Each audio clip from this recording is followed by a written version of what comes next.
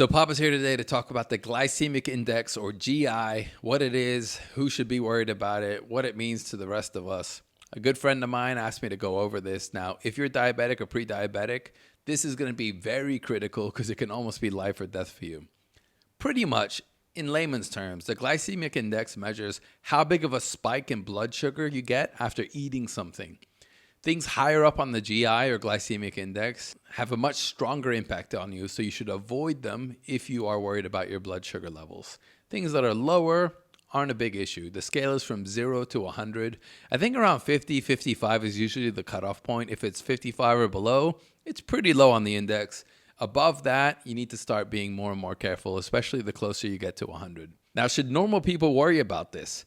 Yes and no. It's probably not something you should obsess over, but you could still get sugar crashes, things like that. And long-term health, you're way better off sticking to things that are a little bit lower on the glycemic index scale so that you don't end up becoming one of those people that have to worry a little bit more about their blood sugar. Things like processed foods, donuts, white bread, sugary stuff, those are going to be extremely high on the GI and should be avoided. In terms of fruits, you tend to see things like watermelon. Although it's very low in calorie, it's higher on the GI. So if you have blood sugar issues, you want to skip those.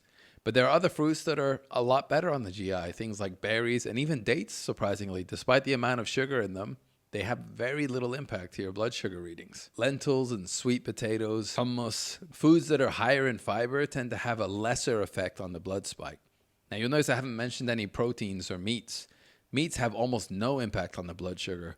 That's why people who are doing low-carb diets, they tend to be a lot more diabetic friendly. If you're trying to keep your energy pretty much stable, not have any crashes here and there throughout the day, you're probably a lot better off on a GI neutral or low GI diet. Things that don't spike your blood sugar quite as much. And you can Google the list of all these things. Balance, okay? Just make sure that you are balanced. Don't eat like a jerk. At the same time, don't look for a problem when there isn't one, okay? Some carbs here and there are good, and actually, if you're extremely active, they're an amazing source of energy to fuel some of your workouts. It's always about balance up in here. Papa loves you all.